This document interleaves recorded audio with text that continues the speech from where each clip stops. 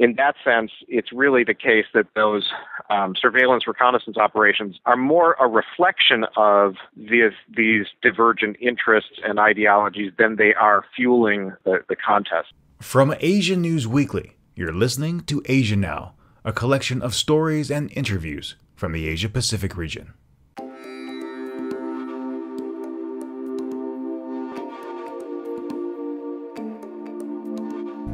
China says the East and South China Seas belong to them. ASEAN members and Japan take exception with that territorial claim. Is Asia heading towards a new Cold War? Is just one conversation taking place in Asia? Now.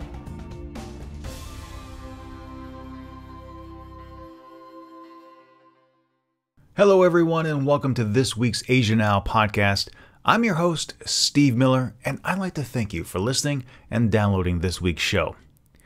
In the Asia-Pacific region, one of the situations I find most troubling is that surrounding the territorial battles regarding the East and South China Seas. Ever since China unveiled its 9-dash line, which it says offers historical evidence that the area is inherently theirs, we've seen a number of high-profile events with neighboring nations. China and Vietnam this summer squared off in the South China Sea when China moved an oil rig into Vietnam's exclusive economic zone. Vietnamese fishing and Coast Guard vessels were either sunk or damaged, and then citizens rioted in the streets, damaging Chinese factories.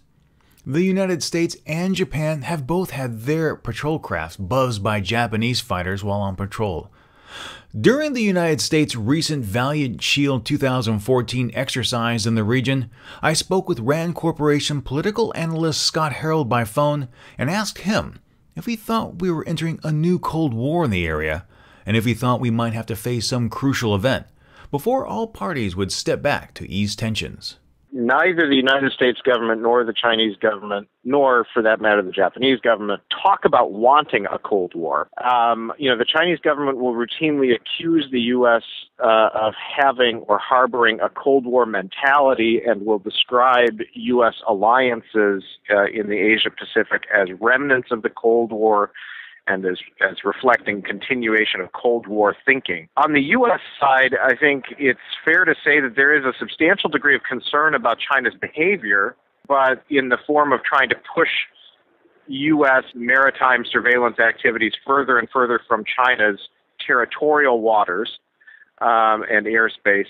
But I don't think that concern is mimicked or imitated, for example, when it comes to Chinese vessels in areas proximate to U.S. territorial air and maritime spaces. So, for example, the Chinese have had these vessels floating kind of 13 or 14 nautical miles off of the U.S. coastline. That's fine in the U.S. perspective. I mean, it doesn't mean we like it, but our view is we have no legal grounds to complain about it because that's the interpretation that we have of what's allowed in exclusive economic zone areas under the UN Convention on the Law of the Sea. Absolutely. Even Rear Admiral Mark Montgomery said, in the Valiant Shield, there was a Chinese spy vessel outside there, and he's fine with that.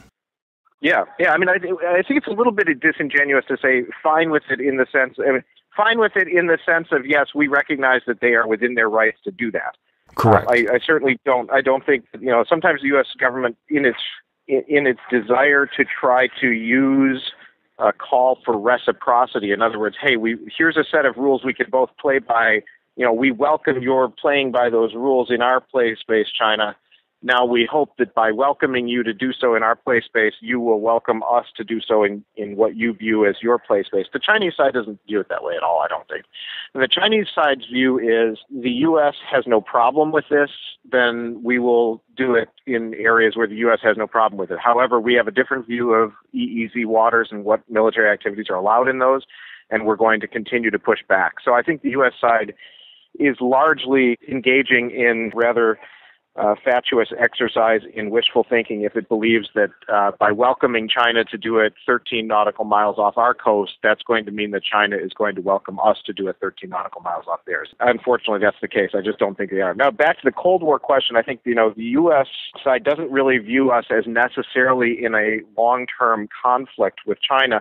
I think the Chinese side, however, has long harbored the view that international society is characterized as a struggle for power among nations, that national survival requires the constant agglomeration of more and more national power, and that anyone who thinks that we can all just get along and that the happy times are here because we're no longer in a period of Cold War like we were from 1945 to 1991, is fooling themselves. The real basis for that, I think, is in some ways actually quite accurate. The Chinese view is the U.S. ultimately wants to see the Chinese Communist Party evolve towards liberal democratic rule of law system with multiple contestants for power and political transparency and accountability. While the U.S. is not pushing that actively and has no democracy promotion, no active democracy promotion agenda that seeks to topple the Chinese Communist Party directly. Nonetheless, things like sponsoring civil society, criticizing Chinese human rights violations, judicial training, all of those go to the notion of a U.S. set of aspirational policies that would ultimately lead to the Chinese Communist Party no longer being a one-party Marxist-Leninist dictatorship. And so in that sense, the Cold War that you were describing that could be fueled perhaps just by, operational issues associated with maritime surveillance and reconnaissance operations is actually, I think, fueled more in the Chinese mind by the underlying differential in power as well as the differences in ideology and interests. And so in that sense, it's really the case that those surveillance reconnaissance operations are more a reflection of these divergent interests and ideologies than they are fueling the contest. Now, that's not to say that those kinds of activities cannot have their own kind of independent causal value. I think they can cause the kinds of standoffs to some extent that you talk about. But the reality is the U.S. is doing, hundreds of these every year near China, and we've seen, 5 or 6 just that have really become, a handful over the last 15 years. We all know what the first one was. The first one was the EP3 incident in 2001, the U.S. Impeccable. There's the USS John McCain that got bumped. That wasn't even a reconnaissance operation. That was a Chinese sub was trailing the John McCain and bumped its tow to race sonar. You've got, I don't remember what, the Invincible and the Cowpens incident, and then this latest P-8, which I don't even know if they've given a name to that plane or if it's just a P-8. I don't think we name our planes really, or we don't talk about it that way. So in total, we really don't have a very large number of these instances, but I do think that we could say that, the majority of these incidents that we've seen publicly talked about, the majority of those have come in the last, say, 4 or 5 years. So that may indicate a marginal upticking in tensions associated with these reconnaissance operations, but I think the underlying issues are much greater. The underlying issues of, China's growing assertiveness in foreign policy vis-a-vis Japan, vis-a-vis India, vis-a-vis the Southeast Asian claimant states to parts of the South China Sea. And I think that's where those issues together, maybe with the cyber issue, which has an enormously destabilizing function to it. It really undercuts, as you noted in your earlier comment, the business community's ability to argue for stable relations. If the U.S. business community and the international business community more broadly lose confidence in their ability to use China as a venue, first as a market for their products, and second as a production and assembly site, and decide, the China market's not worth it. We get hacked every time we're there. Our products get copied. Our IPR gets stolen. Our executives get harassed. They have to breathe polluted air. The product safety gets us in trouble with our domestic markets because people find out we've used slave labor or the products are not actually what was advertised, and the toothpaste causes your kids' teeth to fall out and your dog gets poisoned. All of these things coming together can ultimately undercut the business community, which is the kind of ballast, if you will, in the relationship. No matter how bad the strategic picture gets, as long as you have the business community saying, hey, but we can make money with China, and Chinese products provide us an opportunity to give U.S. consumers a greater standard of living, that helps balance the relationship. But as Chinese actions undercut those arguments increasingly, I think then you get a real risk that we get back to that Cold War era where you say, well, we didn't trade with the Soviets. Who cares what the Soviets do in their economy? It doesn't matter. We can only view them through, we can afford to view them exclusively through the lens of the security challenges and the ideological crimes that they are committing against human rights and what they stand for. And if we get to the point with China, which we could easily get to in terms of, the Chinese do pose a security challenge to our interests. They clearly diverge from good global governance standards for human rights and all sorts of other issues domestically.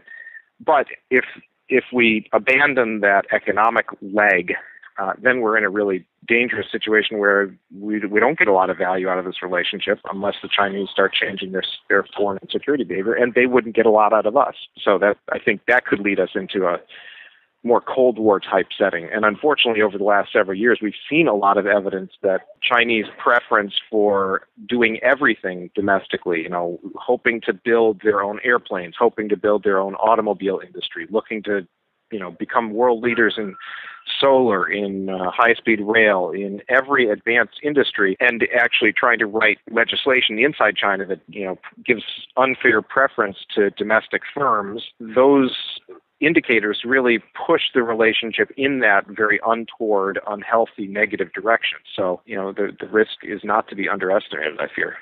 Scott Harold is a political analyst with the Rand Corporation, and I'd like to thank him very much for joining me this week.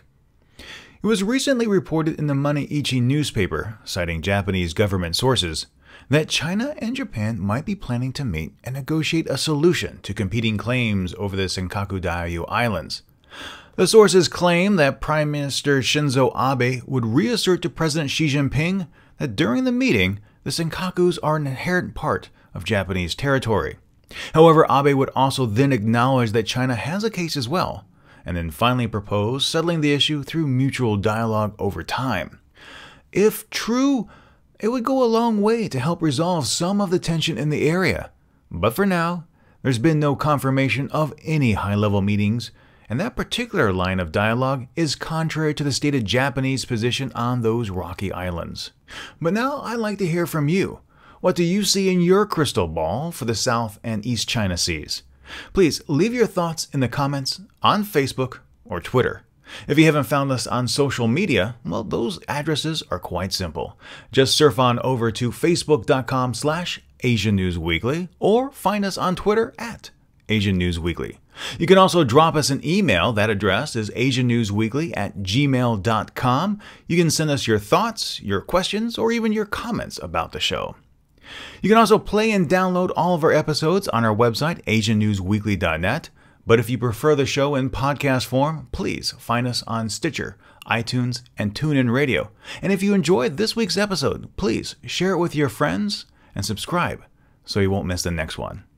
All right, my friends, thank you very much for listening this week. Until next time, for Asia Now, I'm Steve Miller.